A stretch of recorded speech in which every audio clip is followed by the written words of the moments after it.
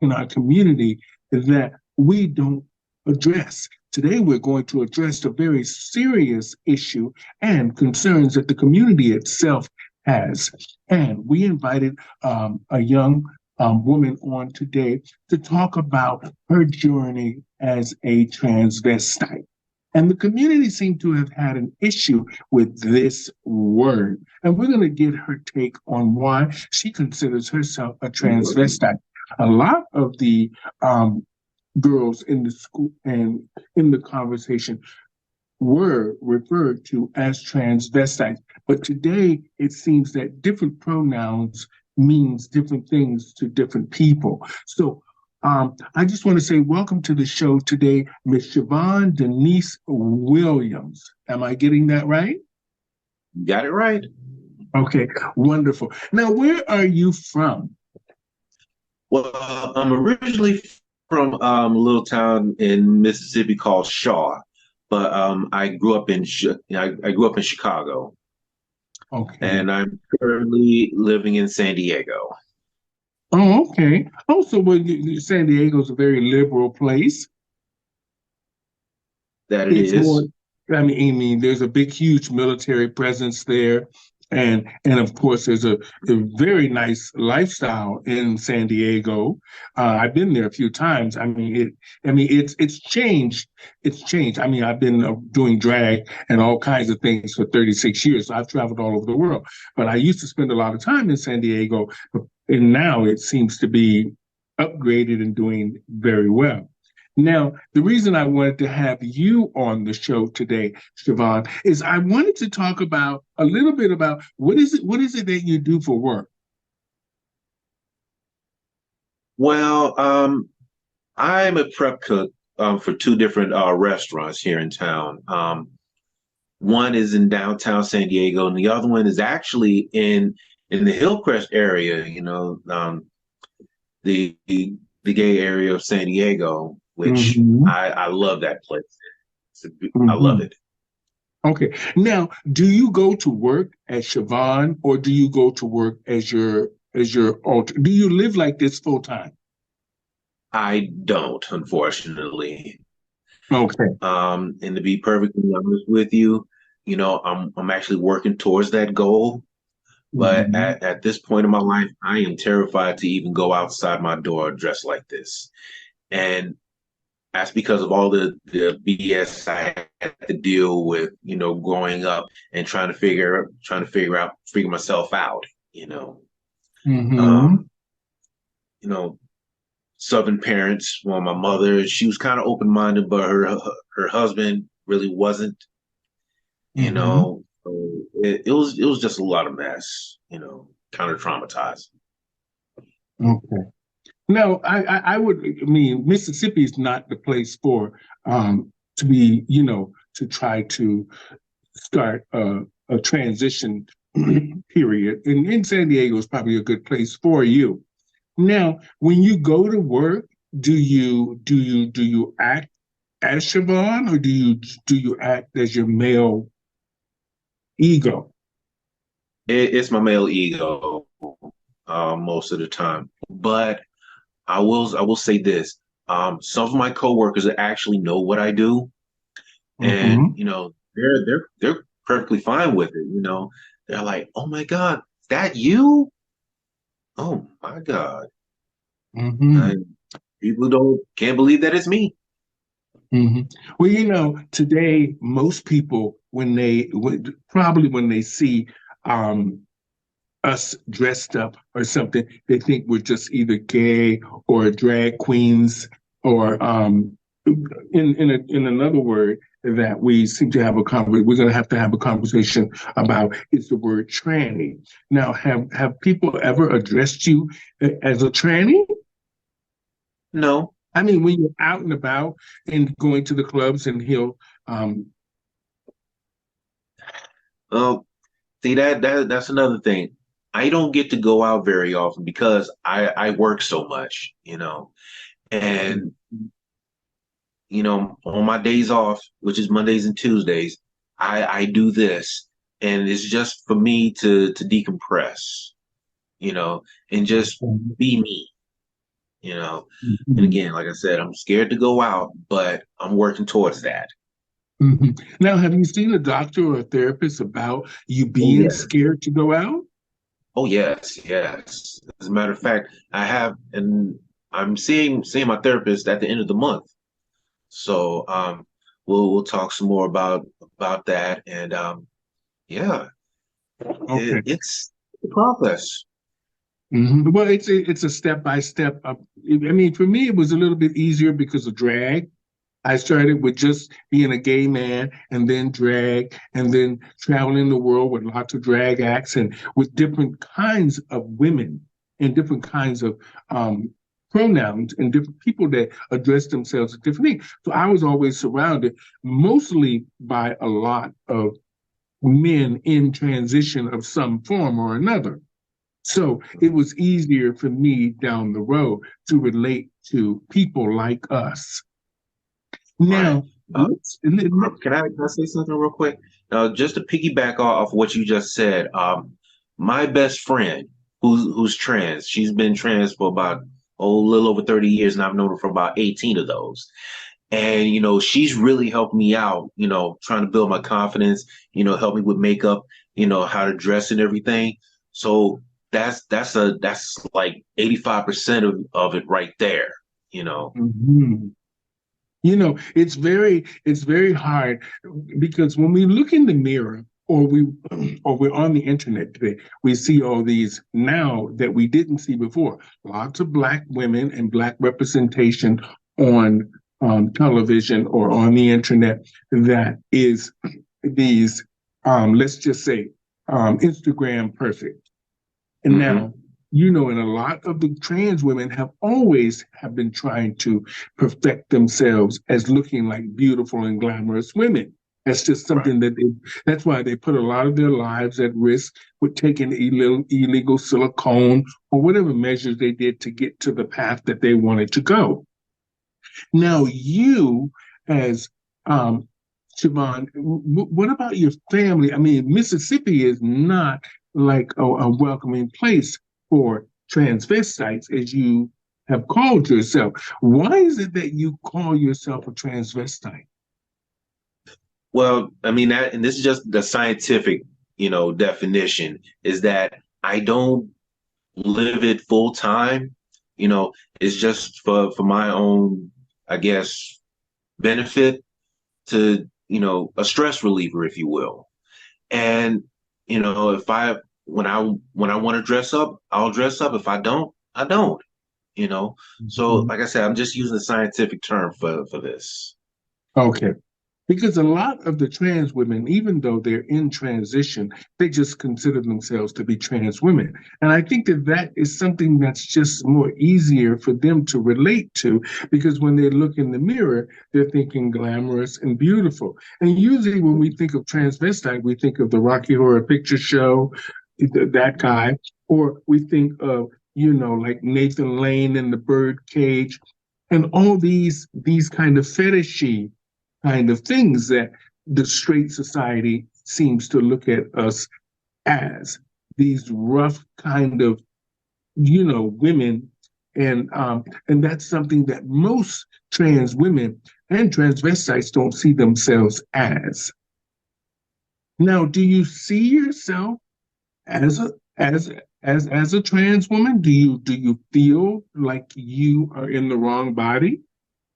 I do. I do feel like I'm in the wrong body. And I cry about it sometimes, and it's Mm-hmm. like, why me? Why was I put in this body?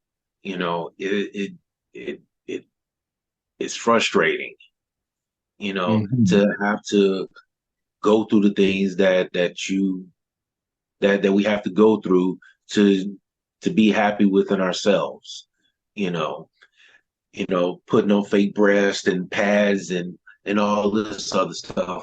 While genetic women, they have all that already. They don't need Mm-hmm. much. You know, I mean, there are times I feel like I need a pound and a half of makeup, to keep me from looking like Mr. T. And and when I do look good, when I put on this makeup, my hair, I mean, baby, I feel like $1 million. I That's do. it. That's it. That's the way you're supposed to feel. Now, let's talk a little. I want to go back to Mississippi and your family. Now, Mhm. your parents are Christians because most people in the South are. I'm from Orlando, so I'm originally from Orlando, even though I've lived in Canada 36 years. Um, Most people in the South are Christians. Now, you said that your father wasn't cool with you dressing like this or being gay. Yeah, I mean stepfather, but yeah, he really wasn't on board with any of it, you know, because this is the '90s, mind you, so internet really wasn't a thing, and Mhm. it was just all, oh, if you dress like this, you a faggot, so on and so forth. Like, I'm not raising no faggot. I'm like, no, you're not raising a faggot. What are you talking about? Of course, this is what I'm saying Mhm. because if I'd have said it out of my mouth, I'd have got hit. So I Mhm. internalized all that and just kept it to myself. And I said to myself, when I'm older, I'm gonna do what I want. I'm gonna Mhm. figure myself out. And at the same time, my mother is trying to talk me into going into therapy, but in my mind, he had her wrapped around his finger, you know. So Mhm. I being being a teenager, being rebellious, you issue all the things that your parents are trying to do for you, you know, Mhm. but you want to do your own thing. Mhm. And that was me. Wonderful. Well, it was a good thing that you moved from Mississippi. That was a good thing, moving to San Diego. I'm sure there's a lot of programs there for the trans community. Um, I would think. Oh yeah, definitely. Um, Even though like I said, I really don't have much time to really, get into those kind of things because I work a lot. But Hmm. yes, there's so many programs that help the whole of the trans community, trans men, trans women, so on and so forth. From the LGBT center to family health center. I mean, there's a lot of programs around here. Just the state of California, period.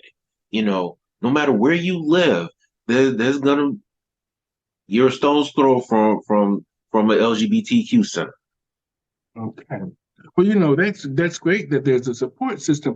That way, Shyvonne can at least have an outlet to know that there's somebody there that is willing to help her on her journey, starting with whether therapy or just a mere fact of just being yourself, knowing inside you that you are this person, Shyvonne, or you feel like you're supposed to be this woman. And okay, so it's very good that you have come to terms with who you are, and that way you're taking steps, like you said, you're going to a therapist now. You actually work a stable job, which is good because it can also integrate you into the workforce and society. As Shyvonne, the more you become the person you are supposed to be, or you have decided that you are.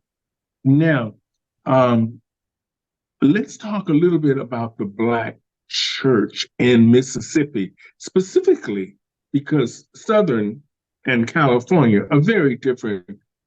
California is Way. more about entertainment and the theatrics of it all. And then Mississippi is more about the ground roots of homegrown, this is the way a man and woman should be. Now, were Mhm. you ever involved with women? Oh yeah, I'm still involved with women. Oh, okay. Not very often, but I do. Okay. You Now, do and you have any children? no children. Okay. So this is a good thing. This way you can deal with your issues before you decide whether you want a family or you want this life of Siobhan and marriage or a partner of some kind. This is a good thing that you're heading in the right direction. Now, I want to go back a little bit at in Mississippi when you were working, how did any of because like I keep going back to the Christian thing because I come from that background. I mean, my parents were liberal, so they were pretty cool with me, and I was the baby, so I really didn't have that gay and straight issue thing. I don't know. My parents were just very open to me. Both my mother and my father, my brother and my sister, they never chastised me. They just let me grow up the way I was, and they left it alone. Um, but when you come from the South, in the deep South, like Mississippi, Louisiana, and Alabama, and these kind of places, there's that grassroots Christianity that says a man should be with a woman. Now, what are your thoughts on that? Uh, to an extent, yeah, that is true. Because the way I see it is that with their logic, man and a woman, is for procreation. Okay, that's basically what it is. Procreation, hands down. Yeah, man and a man can't procreate, neither can a woman and a woman. Okay, and that in their minds, that's just wrong. It just doesn't work. But if you're not attracted to a man as a woman, you're gonna go to what you're attracted to. Same deal if you're a man not attracted to a woman. You're gonna go, be with a man.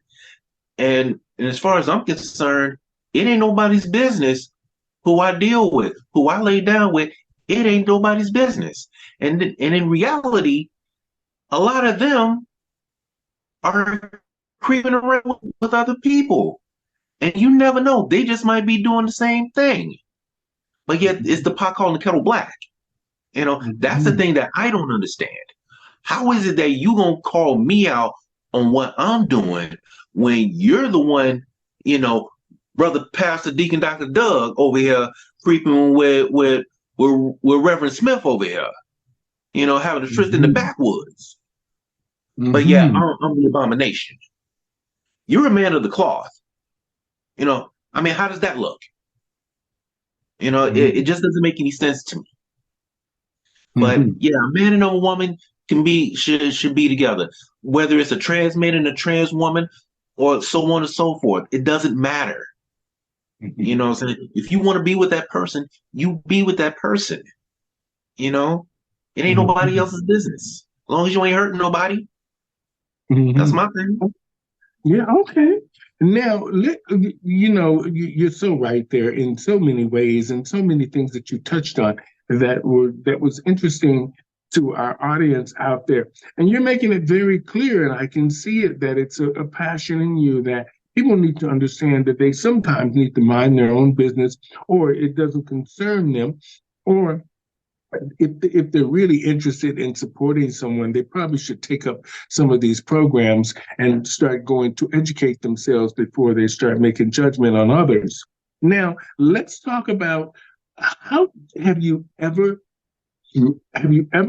dressed up as Shyvonne and let's just say had a man over to your place, like where you not necessarily played the role of Shyvonne or a transvestite, but you just dressed up and you had a man over for male company, like a lot of women do, and everybody, this is the hookup culture age, and and have you ever done that? And how did it make you feel when you were actually alone with a man that looked at you as Shyvonne?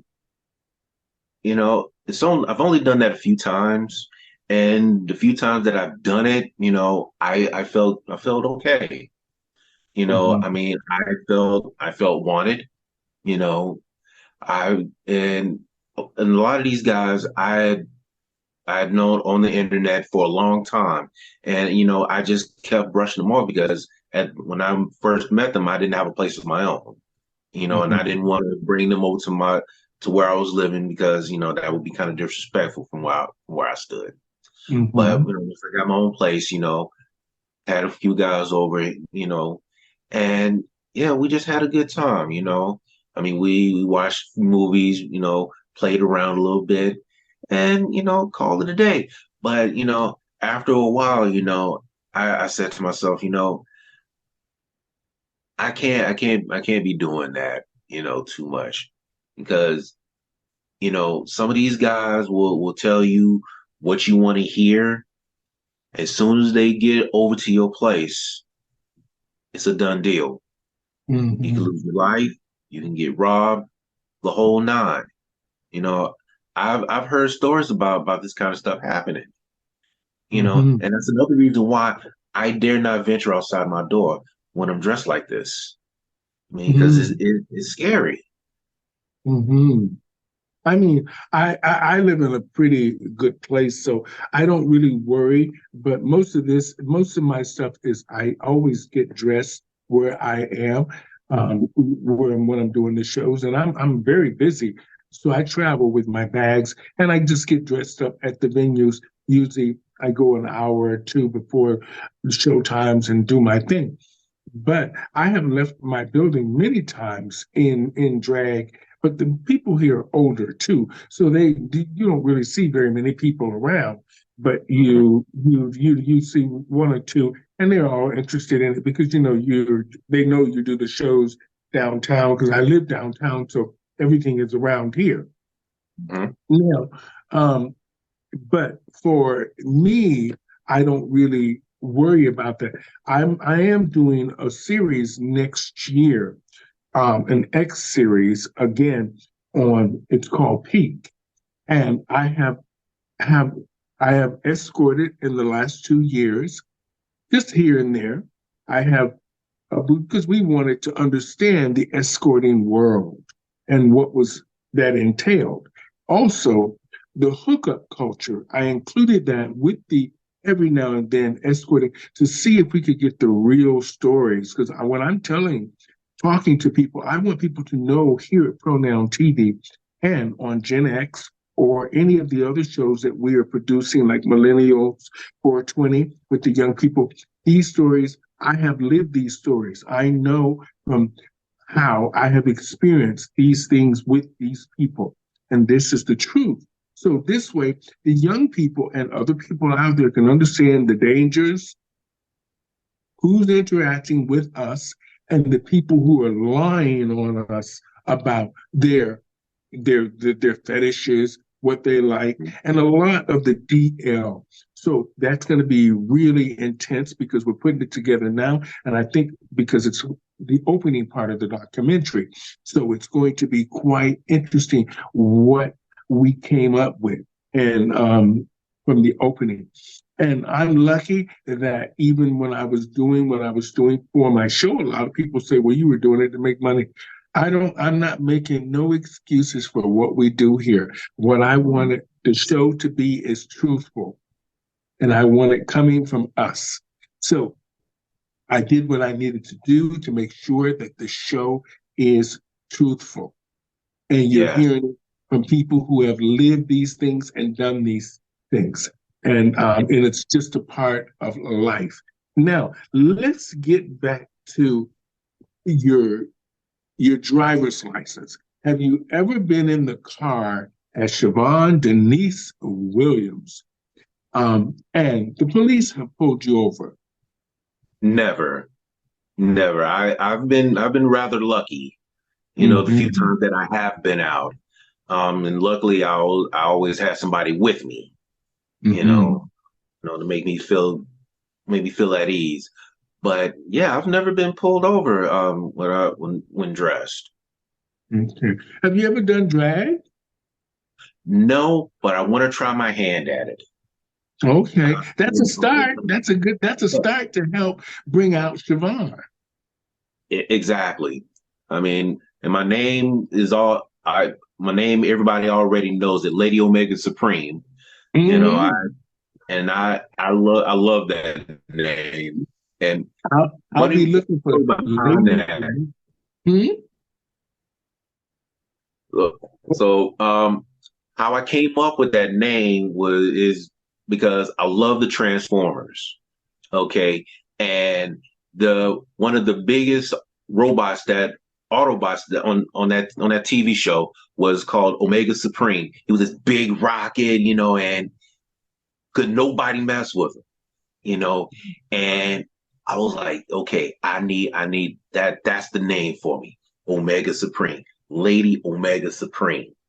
Boom. Oh, that's a great name. That's a good drag name for sure. Now let's talk about shopping.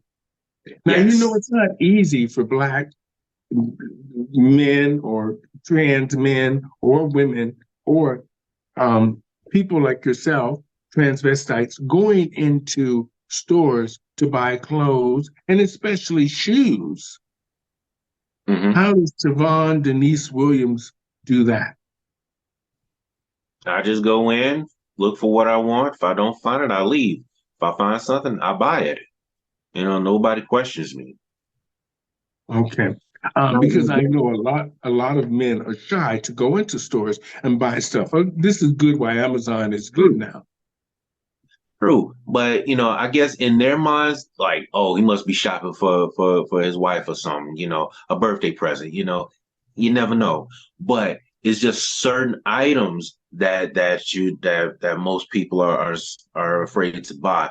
Like underwear, pantyhose, that kind of thing. They're afraid to do that, in person. That's why you'll find a lot of people shopping for that kind of thing online. Hmm. So let's go into the because I think this is relevant. When you're at work and you're your male ego, as you said, you're your male counterpart. Now you say some people at your job know that you are Shyvonne Denice Williams in some form or another, however they think of it. Now, when you're at work, is there this masculine and femme thing that happens with you? Sometimes with us, our our our alter ego comes out. We can be masculine when we're at work, but of course, there's always that feminine side of us that's in us that if you're more passionate about it, it comes out. And especially to men, because men who are consider themselves heterosexual or on the DL, they can sense that feminine thing about women, whether they're soft or masculine, but even in some men, I can sense, even as a person, if the person is gay or they're femme. Do you get that at work? Well, and my second job initially, yes, because it is in Hillcrest, but the guys that I work with, they don't pay it no mind. It's like, okay, this is David. He's at work, he's a good guy. He does his job and he does it very well. We laugh, we joke, we play music. Nothing else comes out of it, you know, and it's mostly the women. Few of the girls at my job, they're waitresses. I've shown them. They Mm-hmm. know. And, one of them happens to be lesbian. So that was the first person I came out to. Mm-hmm. And like I said, she couldn't believe it. But yeah, we talk about that kind of thing. And I do, have a feminine geek moment, if you will. And Mm-hmm. it's just normal talk to me. Just normal talk. Mm-hmm. Now, I know that a lot of times we're afraid to say what's actually on our minds when it comes to us dealing with other brothers or sisters, not relatives. I mean, Black people. Now, we know that 99% of most Black people would probably object to whether the way you are or the way you look. And for me, it was a little easier for me because I really never had to do a lot of work. You know what I mean? Like I didn't have to do that masculine thing. I mean, my dad tried to do that when I was younger with construction work because he was a foreman at a construction company, and I used to go there. And my mother used to say, "Don't take that boy there. He's not." good for that kind of stuff, leaving it home and stuff. But I used to go there because my dad was giving me $20, and I wanted to get the $20. So, but anyway, that all worked out at the end. I really don't have to do much of anything. But back then, I mean, I have to work now. I mean, I'm on my own, and I have to do a little something, but I don't have to do too much. But I don't have to do that masculine thing. You know what I mean? Mm-hmm. That butch thing where you have to go and be either a garbage truck person or a construction worker or nothing like that. Now, how do you? I'm sure you've had some. I want to say this the right way. When the guys are hanging around watching football and all this kind of foolishness, and you already know that you're gay and you're Shyvonne Denice Williams inside. How do you hide all that with those guys? I'm sure some of them pick up on it. Well, see, that's the thing, though. I don't hang around men. Oh, I do, because I know how they operate. mm-hmm. Now, And it just bothers me, growing up having to listen to that kind of mess.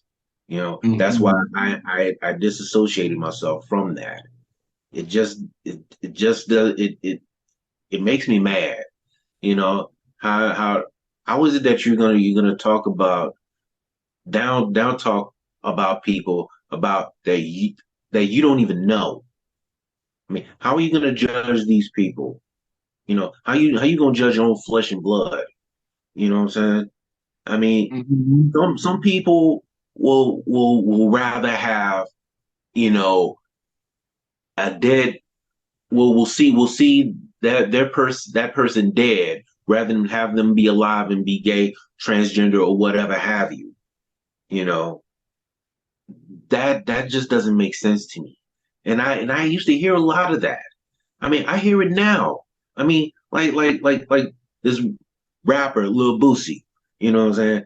I mean, this dude actually took his kid to a strip club at 12 years old. Who does that? But yet he want to talk about Dwayne Wade. Don't cut the boy thing off. Don't do it. Don't do it. Don't do it. Like, don't worry about what Dwayne Wade is doing with his child. That kid is doing what's right for her. You, on the other hand, are endangering a minor. You're taking this kid to a strip club. Now, I've been to a few strip clubs. They have a tendency to get raided. Okay? So that's something you got to factor in.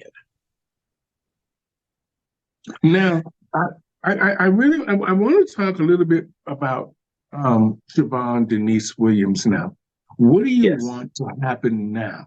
What steps are you taking towards becoming the woman you desire to be? What steps are you taking? What serious steps are you taking to be the person that you are?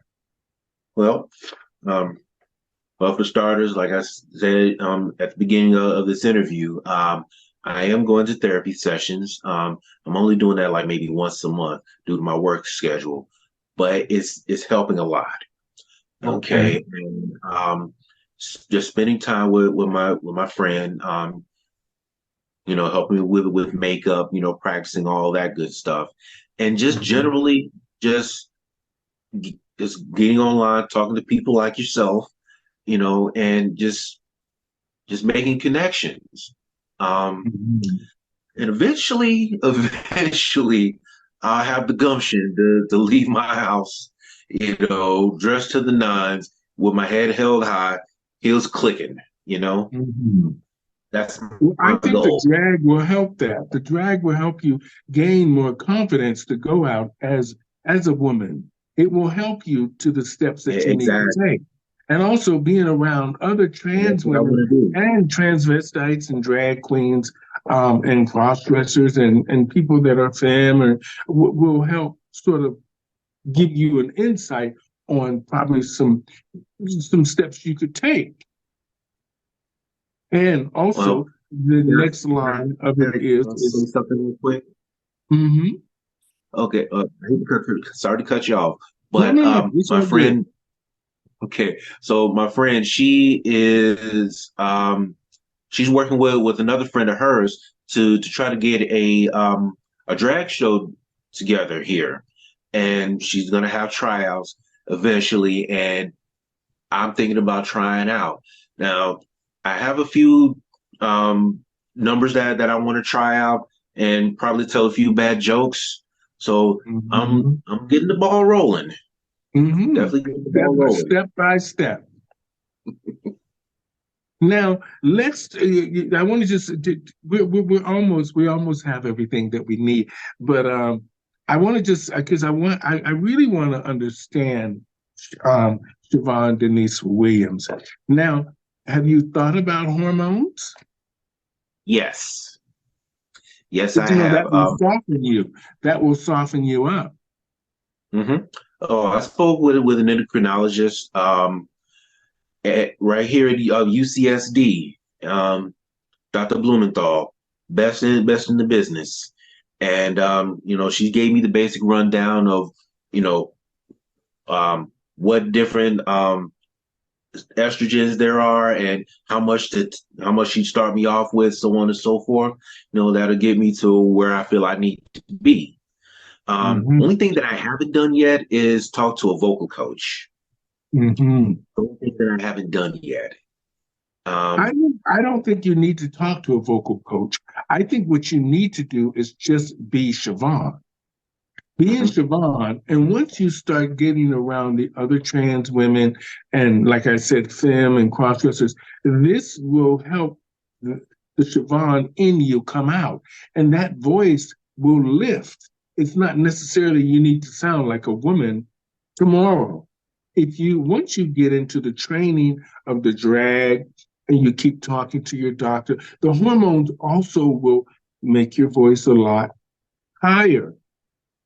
I took hormones only for a year, and I never taken them again because I didn't want any heart problems down the road. Mm.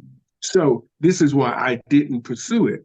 And I never did illegal silicone. I've never had any fillers, nothing. I'm going to have something done next year on my face, just fillers and a little skin abrasion, to make the skin softer and stuff. But that's it. But these things will help soften you up. And I think your voice is something you don't have to worry about for now. Just Okay. continue talking the way you are, doing what you're doing, and all that the voice thing will click in once you start seeing Shyvonne more and more. That voice thing will automatically adjust to what you're seeing in the mirror. Hmm. So just go slow with that. Don't worry about your voice right now. That's something you can deal with down the road if you decide you want to transition or you feel like your voice is an issue. But right now, your voice is not an issue. There's other things you can do that I think would be beneficial to your voice once you get in the comfort zone of Shyvonne, doing the shows, getting on the stage, getting the confidence that you want, being able to go out in public and with your heels on and without worrying about somebody bashing you or screaming and yelling obscene things, because this is going to happen whether or not you're in drag or not in drag, or you're just a person on the street in general as yourself. People are going to say negative things about people, and they do it all the time. Mhm. They, the queens have called me old for years, and yet I keep running off with all the bags, and they're mad. But anyway, um, so I just want to say, in in hopes of thanking you for being on Gen X today and educating us a lot. And I'm glad that you are here and you are talking to us, and we finally connected here on Gen X, Miss Shyvonne Denice Williams. And I'm sure the next time I see you, you're going to be that fabulous woman that you want to be. And this is an amazing thing that you are talking to us and you had confidence to come out and just be who you are. And it would be great if a lot of Black men and women can just be themselves. I know it's very difficult. I know Girl, it's very. you're bringing tears to my eyes now. Oh, I'm sorry. I know it's No, very. no, no. Thank you. I mean, Stephanie Stevens, thank you for having me. I mean, this is a pleasure, a great honor. You know, I've seen your pictures. I mean, I've yet to see a show of yours, but I know you knock 'em dead. You Oh, know, I'm coming. Don't worry. I, I'm I mean, coming. We're working I on it. hope you come to San Diego. I really do. Cause Chad, girl, we're gonna have Chad to sit Michaels down tried to get me and down have there for some hot years. supper sometime. I again, thank you so very much, and I'm You glad are to be a welcome. part of this. And in closing, I just want to say to our audience today here on Gen X, we had Shyvonne Denice Williams, Mississippi native, and now resides in San Diego, and on her journey to becoming the woman that she wants to be. And she has educated us a lot today about the word transvestite and her journey to becoming fabulous, and giving us some insight on her life. And this is something that we hope that will help others out there in small towns or wherever you are in the world. Just be yourself. Just be yourself. And that will help you go step by step to be the person that you want to be in life. It took a lot of us a long time to do that, but we're here now connecting, educating, and inspiring others like us and hearing from us and talking to people like us. This is an amazing thing. So I want to say thank you so much today, Miss Shyvonne Denice Williams, from San Diego, California. We'll catch up with you again, lady, when we see you in the lights. I hope so. Thank you so much. And until next time here on Gen X, have a great night. Thank you. Thank you. Thank you.